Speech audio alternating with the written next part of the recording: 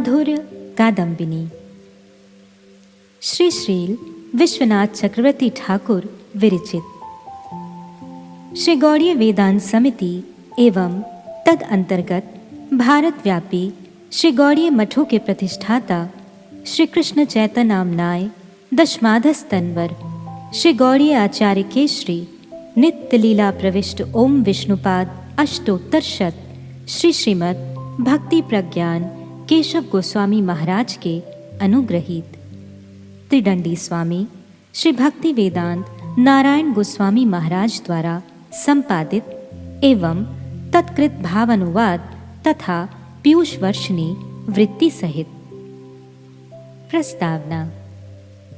परम आराध्य श्री गुरुपाद पद्म नित्य लीला प्रविष्ट ओम विष्णुपाद अष्टोत्तर शत श्री श्रीमद् भक्ति प्रज्ञान केशव गोस्वामी महाराज की अहेतुकी अनुकंपा और प्रेरणा से उन्हीं की प्रीति के लिए आज श्री गौड़ीय वैष्णवाचार्य मुकुटमणि महामहोपाध्याय श्रील विश्वनाथ चक्रवर्ती ठाकुर द्वारा रचित श्री माधुर्य कादम्बिनी ग्रंथ का यह अभिनव संस्करण प्रकाशित करते हुए अपार आनंद का अनुभव कर रहा हूँ।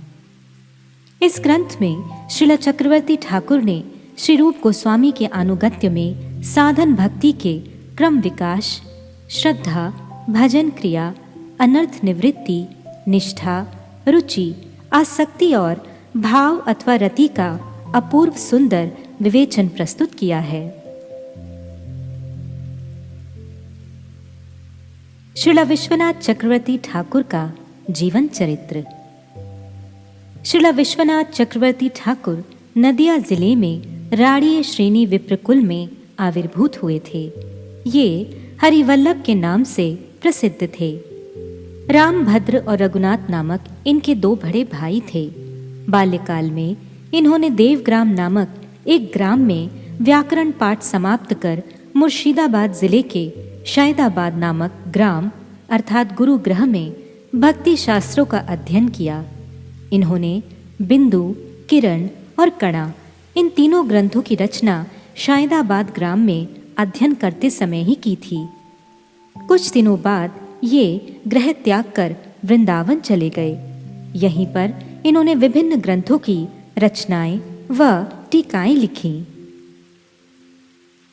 श्रीमन महाप्रभु और उनके अनुगत षट गोस्वामियों के अप्रकट होने पर शुद्ध भक्ति धारा श्री निवासाचार्य, श्री नरोत्तम ठाकुर और श्री श्यामानंद तीनों प्रभुओं के माध्यम से प्रवाहित हो रही थी।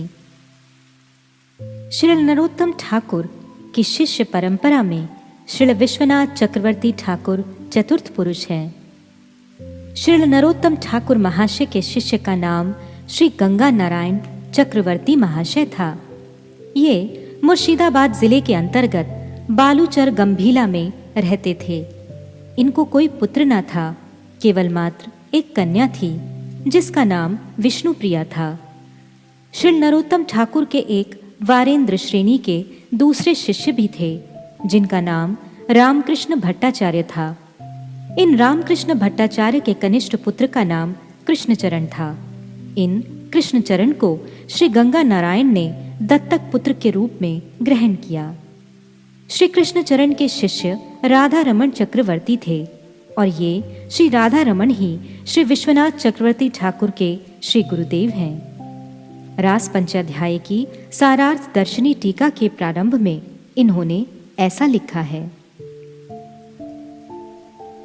श्री राम कृष्ण गंगा चरणान नत्वा गुरु नुरु प्रेम नः श्रील नरोत्तम नाथ श्री गौरांग प्रभु नौमी।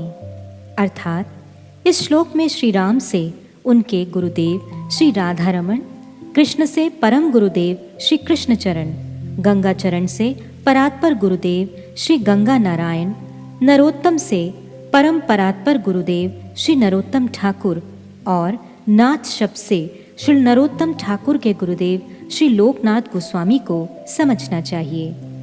इस प्रकार श्रील विश्वनाथ चक्रवर्ती ठाकुर श्रीमन महाप्रभु तक अपने गुरु परंपरा को प्रणाम कर रहे हैं, ऐसा सूचित होता है। श्रीनिवासाचार्य की कन्या का नाम हेमलता ठाकुरानी था। ये परम विदुषी तथा परम वैष्णवी थीं।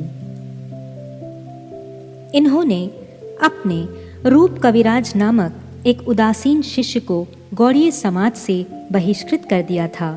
तब से वे रूप कविराज गौड़ीय वैष्णव समाज में अति बाड़ी नाम से परिचित हुए। उन्होंने गौड़ीय वैष्णवों के सिद्धांत के विरुद्ध अपना एक नया मत स्थापन किया कि केवल त्यागी व्यक्ति ही आचार्य का कार्य कर सकता है। गृहस्थ व्यक्ति भक्ति का आचार्य नहीं हो सकता। विधि मार्ग का संपूर्ण रूप से अनादर कर उच्च श्रृंखलतापूर्ण राग मार्ग का प्रचार करना ही इनका उद्देश्य था। श्रवण कीर्तन का त्याग कर केवल स्मरण के द्वारा ही रागानुगा भक्ति संभव है, ऐसा इनका नवीन मत था। सौभाग्यवशतः श्रील विश्वनाथ चक्रवर्ती ठाकुर उस समय वर्तमान थे। उन्होंने श्रीमद् भागवत के तृतीय स्कंद की सारा दर्शनी टीका में इसका प्रतिवाद किया। आचार्य वंश में श्री नित्यानंद प्रभु के पुत्र वीरभद्र प्रभु के शिष्य वंश में तथा श्री अद्वैताचार्य के त्यक्त पुत्रों के वंश में गृहस्थ होकर गोस्वामी उपाधि प्रदान और ग्रहण करना उचित नहीं है। रूप कविराज के ऐसे विचार का श्री चक्रवर्ती ठाकुर ने प्रतिवाद किया। उन्होंने प्रमाणित किया कि आचार्य वंश के योग्य अतस्तन गृहस्थ संतानों के द्वारा भी आचार्य का कार्य करना असंगत नहीं है, परंतु वंश परंपरा क्रम से धन और शिष्य के लोभ से आचार्य कुल में उत्पन्न अयोग्य संतानों के लिए अपने नाम के साथ गोस्वामी शब्द का प्रयोग शाश्वत शास्त्र विरोधी और नितांत अवैध कार्य है, ऐसा भी प्रमाणित किया। इसलिए श्रील विश्वनाथ चक्रवर्ती ठाकुर ने आचार्य का कार्य करने पर भी अपने नाम के साथ गोस्वामी शब्द का प्रयोग कदापि नहीं किया।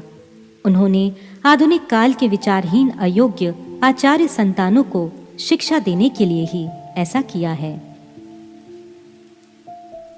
श्रील विश्वनाथ चक्रवर्ती ठाकुर जिस समय अत्यंत वृद्ध हो गए थे तथा अधिकांश समय वे अर्धबाह्य और अंतरदशा में स्थित होकर भजन में विभोर रहते थे, उसी समय जयपुर में श्री गौड़ीय वैष्णवों तथा स्वकीयवादी अन्य वैष्णवों में एक विवाद छिड़ गया। उस समय द्वितीय जयसिंह जयपुर के नरेश थे। विरुद्ध पक्ष वाले वैष्णवों ने द्वितीय जयसिंह को यह समझाया कि श्री गोविंद देव के साथ श्रीमती राधिका जी की पूजा शास्त्र सम्मत नहीं है। इसका कारण यह है कि श्रीमद् भागवत या विष्णु पुराण में श्रीमती राधिका के नाम कहीं भी उल्लेख नहीं है। श्रीमती राधिका वैदिक विधियों के अनुसार श्री कृष्ण की विवाहिता पत्नी नहीं है। दूसरी बात, गौड़ीय वैष्णव सांप्रदायिक वैष्णव नहीं है। वैष्णव संप्रदाय 4 ही हैं जो अनादिकाल से चले आ रहे हैं। उनके नाम हैं श्री संप्रदाय, ब्रह्म संप्रदाय, रुद्र संप्रदाय और सनक संप्रदाय। कलयुग में इन संप्रदायों के प्रधान आचार्य क्रमशः श्री रामानुज, श्री मध्व, श्री विष्णु स्वामी और श्री निम्बादित्य हैं। गौड़ीय वैष्णव इन चारों संप्रदायों से बहिर्भूत हैं, अतः वे शुद्ध सांप्रदायिक वैष्णव नहीं हैं। विशेषतः इस वैष्णव संप्रदाय का अपना कोई ब्रह्म सूत्र का भाष्य नहीं है, अतएव इसे परंपरागत वैष्णव संप्रदाय नहीं माना जा सकता है। उसी समय महाराज जयसिंह ने श्री वृंदावन के प्रधान गौड़ीय वैष्णवाचार्यों को श्रीला रूप गोस्वामी का अनुगत जानकर श्री रामानुजीय वैष्णवों के साथ विचार करने के लिए आह्वान किया। अत्यंत वृद्ध तथा भजन आनंद में विभोर रहने के कारण श्री चक्रवर्ती ठाकुर ने अपने छात्र गौड़ीय वैष्णव वेदांताचार्य पंडित कुल मुकुट महामहोपाध्याय श्रीपाद बलदेव विद्याभूषण और अपने शिष्य श्री कृष्णदेव को जयपुर में विचार करने के लिए भेजा। जाति गोस्वामी गण अपने मध्व संप्रदाय के अनुगत्य को भूल चुके थे। साथ ही उन्होंने वैष्णवों के वेदांत संबंधी विचारधारा का अनादर कर गौड़ीय वैष्णवों के लिए एक महान विपत्ति का आह्वान किया था। श्री बलदेव विद्याभूषण ने अकाट्य युक्तियों और सुदृढ़ शास्त्रीय प्रमाणों के द्वारा यह प्रमाणित किया कि गौड़ीय संप्रदाय मध्वानुगत शुद्ध वैष्णव संप्रदाय है। इस संप्रदाय का नाम श्री ब्रह्म माधव गौड़ीय वैष्णव संप्रदाय है। हमारे पूर्वाचार्य श्रील जीव गोस्वामी, कवि कर्णपुर आदि ने इसे स्वीकार किया है। श्री गौड़ीय वैष्णव जन श्रीमद् भागवत को ही वेदांत सूत्र का अकृत्रिम भाष्य मानते हैं। इसलिए गौड़ीय वैष्णव संप्रदाय में स्वतंत्र रूप से वेदांत सूत्र के किसी भाष्य की रचना नहीं की गई है। विभिन्न पुराणों में श्रीमती राधिका के नाम का उल्लेख है। वे आह्लादनी स्वरूपा श्री कृष्ण की नित्य प्रिया हैं। श्रीमद् भागवत के विभिन्न स्थलों में, विशेषतः 10वें स्कंद की व्रजलीला के वर्णन प्रसंग में सर्वत्र ही श्रीमती राधिका का अत्यंत गूढ़ रूप से उल्लेख है। सिद्धांतविद, रसिक और भावुक भक्त ही इस गूढ़ रहस्य को समझ सकते हैं। श्री बलदेव विद्याभूषण प्रभु ने उस विद्वत सभा में प्रतिपक्ष के सभी तर्कों को खंड विखंड कर तथा संदेहों को दूर कर श्री गौड़ीय वैष्णवों का मध्वानुगत्य प्रमाणित किया। विपक्ष निरुत्तर हो गया। फिर भी उन्होंने श्री गौड़ीय वैष्णव संप्रदाय का कोई वेदांत भाष्य न होने पर उन्हें शुद्ध पारंपरिक वैष्णव मानने से अस्वीकार कर दिया।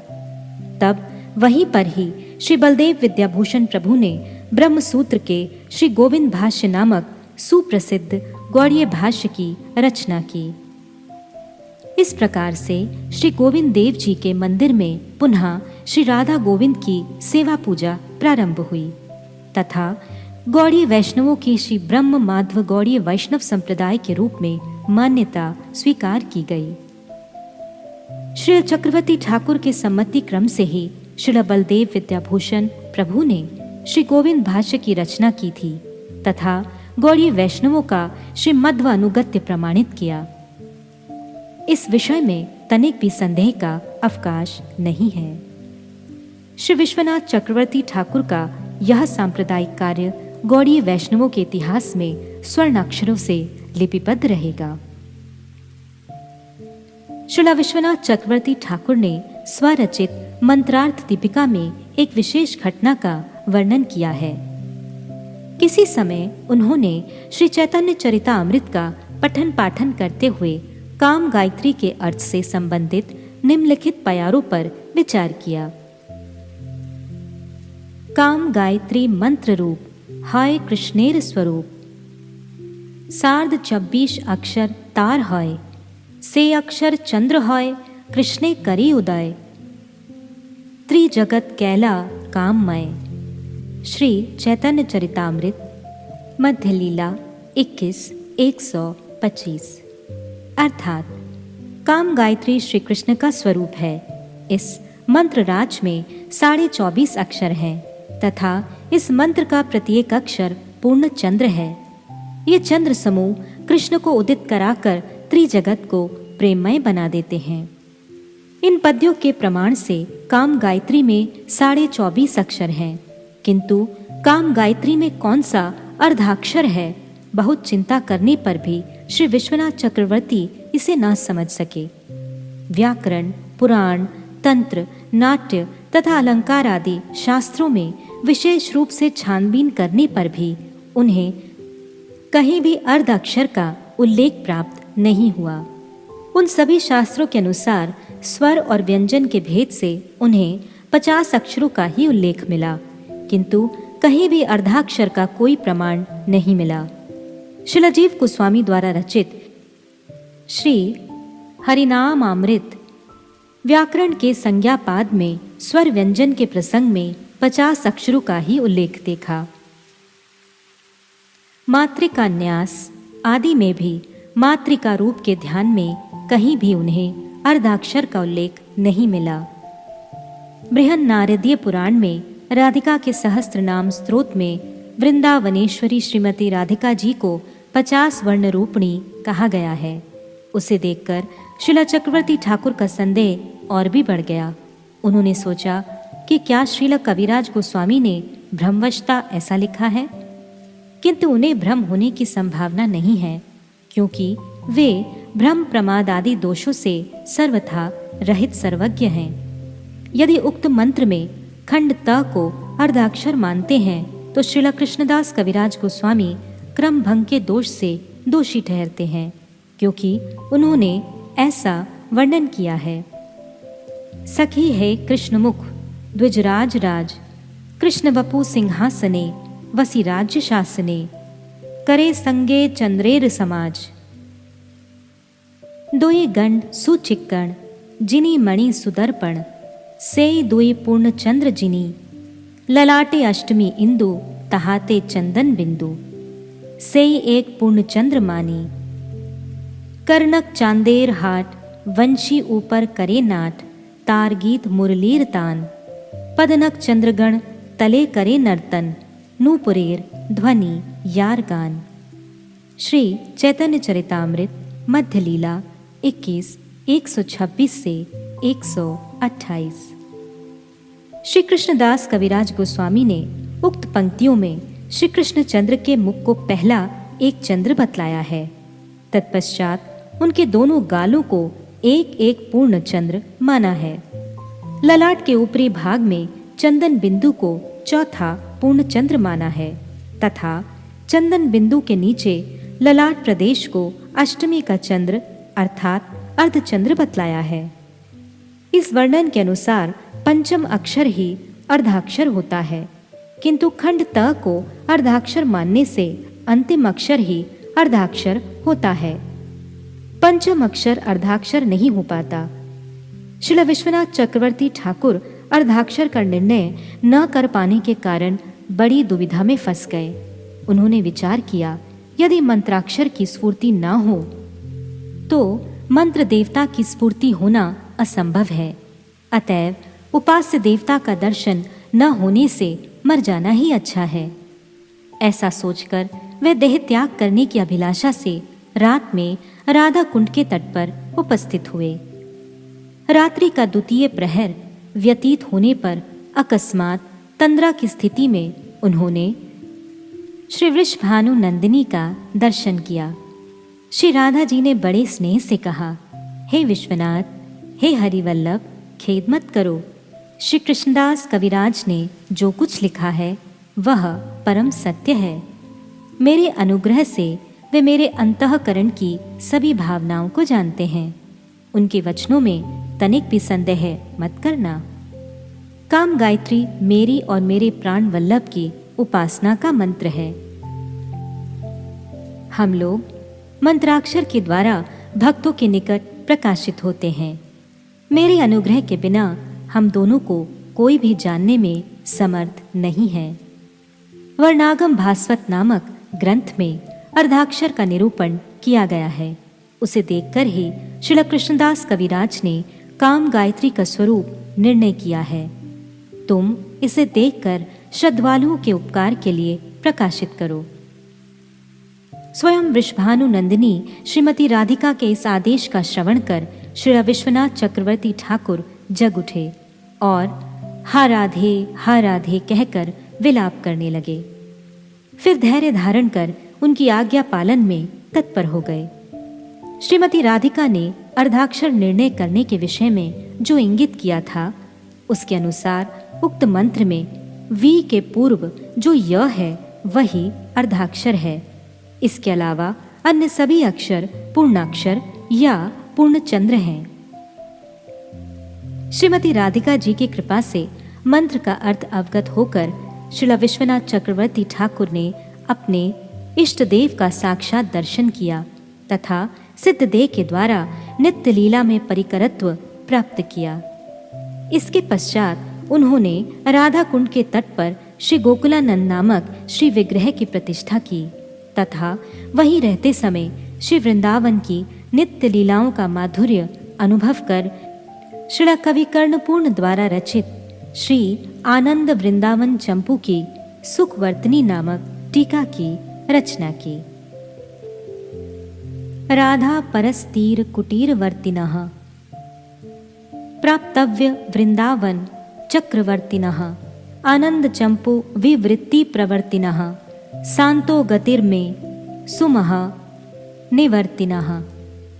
अपनी परिणत वयस अर्थात वृद्धावस्था में श्रील विश्वनाथ चक्रवर्ती ठाकुर अंतर दिशा और अर्धबाह्य दशा में रहकर भजन करने में ही अपना अधिकांश समय व्यतीत करने लगे। उनके प्रधान शिष्य श्री बलदेव विद्याभूषण ही उनके स्थान पर शास्त्र अध्यापन का कार्य करने लगे। परकीयवाद की पुनर्स्थापना। श्रीधाम वृंदावन में षट गोस्वामियों का प्रभाव किंचित क्षीण होने पर स्वकीय और पारकीयवाद का मतभेद उठ खड़ा हुआ। श्रील विश्वनाथ चक्रवर्ती ठाकुर ने स्वकीयवाद के भ्रम को दूर करने के लिए सुसिद्धांतपूर्ण रागवर्त्म चंद्रिका तथा गोपी प्रेमामृत नामक ग्रंथों की रचनाएं की। तत्पश्चात उन्होंने उज्ज्वल नीलमणि के लघुत्व मात्र 1:21 श्लोक की आनंद चंद्रिका का टीका में शास्त्रीय प्रमाणों और अकाट्य युक्तियों के द्वारा स्वकीयवाद का खंडन कर परकीय विचार की स्थापना की है। श्रीमद् भागवत की सारार्थ दर्शनी टीका में भी उन्होंने परकीय भाव की पुष्टि की है। ऐसा कहा जाता है कि श्रील विश्वनाथ चक्रवर्ती के समय कुछ पंडितों ने परकीय उपासना के विषय में श्रील विश्वनाथ चक्रवर्ती ठाकुर का विरोध किया था, किंतु श्रील चक्रवर्ती ठाकुर ने अपनी प्रगाढ़ विद्वत्ता तथा अकाट्य युक्तियों के द्वारा उन्हें परास्त कर दिया। तब ईर्ष्यावशतः पंडितों ने उन्हें जान से मारने का संकल्प किया। श्रील विश्वनाथ चक्रवर्ती ठाकुर प्रतिदिन प्रातःकाल श्री वृंदावन धाम की परिक्रमा करते थे। उन्होंने प्रभातकालीन अंधकार में श्रीधाम वृंदावन की परिक्रमा करते समय श्रील विश्वनाथ चक्रवर्ती ठाकुर को किसी सघन अंधकारपूर्ण कुंज में जान से मार डालने की योजना बनाई। श्रील विश्वनाथ चक्रवर्ती ठाकुर के परिक्रमा करते करते उक्त सघन कुंज के समीप पहुंचने पर वहां विरोधियों ने श्रील विश्वनाथ चक्रवर्ती ठाकुर को मारना चाहा, किंतु अकस्मात देखा कि वे वहां नहीं थे, अपितु उनके स्थान पर एक सुंदर व्रजबालिका अपनी 2-3 सहेलियों के साथ पुष्प चयन कर रही थी। ऐसा देखकर पंडितों ने उस बालिका से पूछा, लाली, अभी अभी एक महात्मा इधर आ रहे थे, वे किधर गए? क्या तुमने उनको देखा है? बालिका ने उत्तर दिया, देखा तो था, परंतु किस ओर गए मुझे मालूम नहीं। बालिका के अद्भुत रूप सौंदर्य, कटाक्ष, भावभंगी और मंद मुस्कान को देखकर पंडित समाज मुग्ध हो गया। उनके मन का सारा कलमश दूर हो गया और उनका हृदय द्रवित हो गया। पंडितों के द्वारा परिचय पूछे जाने पर बालिका ने कहा, मैं स्वामिनी श्रीमती राधिका की सहचरी हूँ। वे इस समय अपने ससुराल यावट में विराजमान हैं। उन्होंने मुझे पुष्प चयन करने के लिए भेजा है। ऐसा कहते कहते वे अंतर्ध्यान हो गई और फिर पंडितों ने उस बालिका के स्थान पर पुनः श्रील विश्वनाथ चक्रवर्ती ठाकुर को देखा। पंडितों ने श्रील चक्रवर्ती ठाकुर के चरणों में गिरकर क्षमा प्रार्थना की तथा श्रील चक्रवर्ती ठाकुर ने उन्हें क्षमा कर दिया। श्रील चक्रवर्ती ठाकुर के जीवन में ऐसी बहुत सी आश्चर्यपूर्ण घटनाएं सुनी जाती हैं। इस प्रकार इन्होंने स्वकीयवाद का खंडन कर शुद्ध परकीय विचार की स्थापना की। इनका यह कार्य गौड़ीय वैष्णवों के लिए बहुत ही महत्वपूर्ण है। श्रील विश्वनाथ चक्रवर्ती ठाकुर ने जिस प्रकार से श्री गौड़ीय वैष्णव धर्म की मर्यादा की रक्षा कर पुनः श्री वृंदावन में श्री गौड़ीय वैष्णव धर्म का प्रभाव स्थापित किया है, उसका विवेचन करने से उनकी अलौकिक प्रतिभा से विस्मित होना पड़ता है। उनके इस असाधारण कार्य के लिए श्री गौड़ीय वैष्णवाचार्यों ने एक श्लोक लिखा है, विश्वस्य नाथ रूपो असो भक्ति वर्त्म प्रदर्शनात् भक्त चक्रे वर्तित तत्वात् चक्रवर्त्या आख्याया भवत। अर्थात भक्ति पथ के प्रदर्शक होने के कारण वे विश्व के नाथ अर्थात विश्वनाथ हैं तथा शुद्ध भक्त चक्र भक्त मंडली में सदा अवस्थित रहने के कारण चक्रवर्ती हैं। अतएव उनका नाम विश्वनाथ चक्रवर्ती हुआ है। वे लगभग 1676 शकाब्द में लगभग 100 वर्ष की आयु में माघी शुक्ला पंचमी तिथि को अपनी अंतरदशा की अवस्था में श्री वृंदावन में अप्रकट हुए। आज भी श्रीधाम वृंदावन में श्री गोकुलानंद मंदिर के निकट उनकी समाधि विराजमान है। इन्होंने श्रील रूप गोस्वामी का पदांक अनुसरण कर विपुल अप्राकृत भक्ति साहित्य का सृजन कर विश्व में श्रीमन महाप्रभु के मनो अभीष्ट को स्थापन किया है। साथ ही इन्होंने श्री रूपानुग विरुद्ध कुसिद्धांतों का खंडन भी किया है। इस प्रकार गौड़ीय वैष्णव जगत में ये परम उज्ज्वल आचार्य तथा प्रामाणिक महाजन के रूप में ही प्रपूजित हुए हैं। ये अप्राकृत महादार्शनिक, अप्राकृत कवि और अप्राकृत रसिक भक्त तीनों रूपों में ही विख्यात हैं। कृष्णदास नामक एक वैष्णव पदकर्ता ने श्रील चक्रवर्ती ठाकुर द्वारा रचित माधुर्य कादंबनी के पद्य अनुवाद के उपसंहार में लिखा है। माधुर्य कादंबनी ग्रंथ जगत कैल धन्य, चक्रवर्ती मुखे वक्ता आपानी श्री कृष्ण चैतन्य। कहे कहेन चक्रवर्ती श्री रूपेर अवतार, कठिन ये तत्व सरल करिते प्रचार। ओहे गुण निधि श्री विश्वनाथ चक्रवर्ती, की जाने तोमार गुण मुई मूढ़मती। अर्थात श्री विश्वनाथ चक्रवर्ती ठाकुर ने माधुर्य कादंबनी ग्रंथ की रचना कर समग्र जगत को धन्य कर दिया। वास्तव में श्री कृष्ण चैतन्य महाप्रभु ही इस ग्रंथ के वक्ता हैं। वे ही श्रीला चक्रवर्ती के मुख से बोल रहे हैं। कुछ लोगों का कहना है कि श्रीला चक्रवर्ती ठाकुर श्रील रूप गोस्वामी के अवतार हैं। वे अत्यंत सुकठिन तत्व को सहज सरल रूप में वर्णन करने की कला में परम प्रवीण हैं। अहो दया के सागर श्रील विश्वनाथ चक्रवर्ती ठाकुर, मैं अत्यंत मूढ़ व्यक्ति हूँ। आप कृपा कर इन अप्राकृत गुणों को मेरे हृदय में स्फुरित कराएं। आपके श्री चरणों में मेरी ऐसी प्रार्थना है। गौड़ी वैष्णवाचार्यों में श्रील विश्वनाथ चक्रवर्ती ठाकुर की भांति अनेक अनेक ग्रंथों के लेखक बहुत कम ही आविर्भूत हुए हैं। अभी भी साधारण वैष्णव समाज में श्रील चक्रवर्ती ठाकुर के 3 ग्रंथों के संबंध में एक प्रवाद सुप्रचलित है। किरण बिंदु कणा, यही 3 निये वैष्णव पना। इन्होंने गौड़ीय वैष्णव भक्ति साहित्य भंडार की अतुल संपद स्वरूप जिन ग्रंथों, टीकाओं और स्तवों आदि की रचनाएं की हैं, नीचे उनकी तालिका प्रस्तुत की जा रही है। पहली व्रज रीति चिंतामणि, दूसरी श्री चमत्कार चंद्रिका, तीसरी श्री प्रेम संपुट खंड काव्यम, चौथी गीतावली, पांचवी सुबोधिनी अलंकार कौस्तुभ टीका, छठी आनंद चंद्रिका उज्ज्वल नीलमणि टीका, सातवीं श्री गोपाल तापनी टीका, आठवीं स्तवामृत लहरी धृत, क श्री गुरु तत्व अष्टकम, ख मंत्रादृत गुरुरोष्टकम, ग परम गुरोरष्टकम, घ परात्पर गुरोरष्टकम, अंगा परम परात्पर गुरोरष्टकम, च श्री लोकनाथ अष्टकम, छ श्री शचीनंदन अष्टकम, ज श्री स्वरूप चरितामृतम, झ श्री स्वप्न विलास अमृतम, इया श्री गोपाल देवाष्टकम, ट श्री मदन मोहन अष्टकम,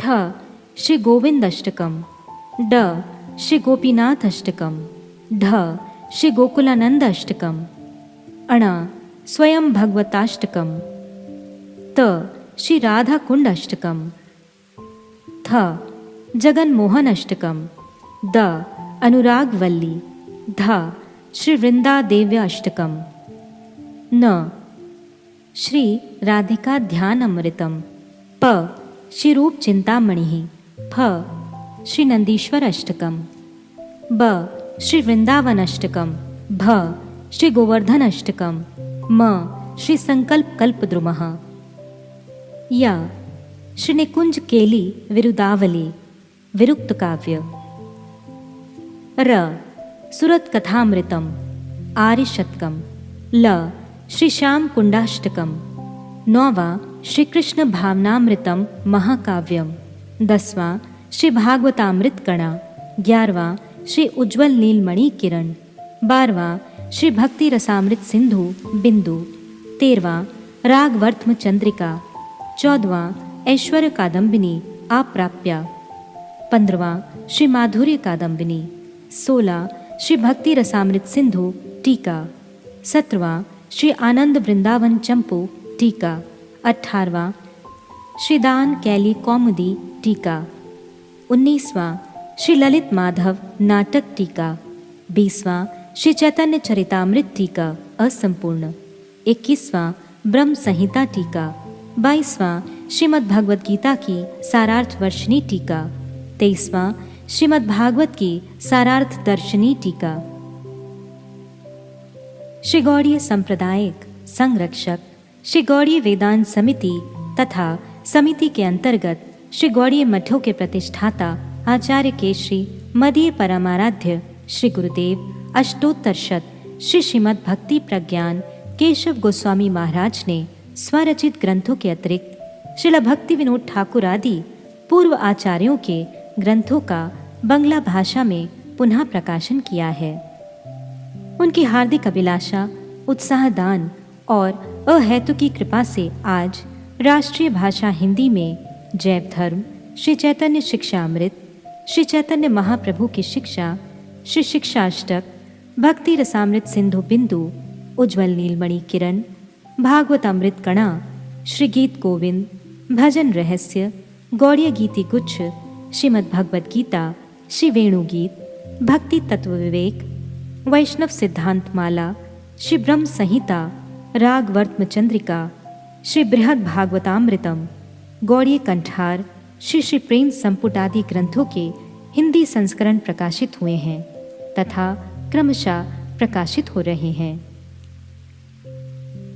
इस ग्रंथ की प्रतिलिपि प्रस्तुत करने, प्रूफ संशोधन आदि सेवा कार्यों के लिए श्रीमान भक्ति वेदांत माधव महाराज, श्री ओम प्रकाश ब्रजवासी साहित्य रत्न, बेटी शांति दासी, श्री पुंडरीक ब्रह्मचारी, श्री कृष्ण कृपा ब्रह्मचारी, श्री मधुमंगल ब्रह्मचारी तथा श्री विजय कृष्ण ब्रह्मचारी आदि की सेवा प्रचेष्टा सराहनीय और विशेष उल्लेख योग्य है।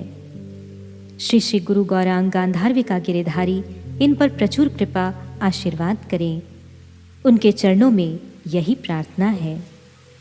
मुझे पूर्ण विश्वास है कि भक्ति पिपासु, विशेषतः व्रजरस के प्रति लुब्ध रागानुगा भक्ति के साधक जनों में इस ग्रंथ का समादर होगा और श्रद्धालु जन इस ग्रंथ का पाठ कर श्री चैतन्य महाप्रभु के प्रेम धन में प्रवेश अधिकार प्राप्त करेंगे।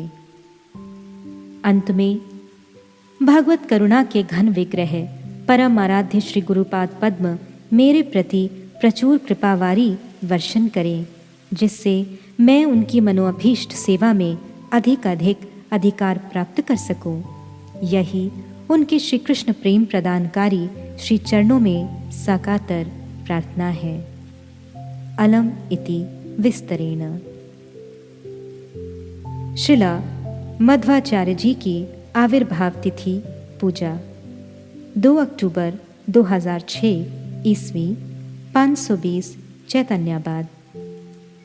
श्री हरि गुरु वैष्णव कृपालेश प्रार्थी दीनहीन त्रिदंडी भिक्षु श्री भक्ति वेदांत नारायण।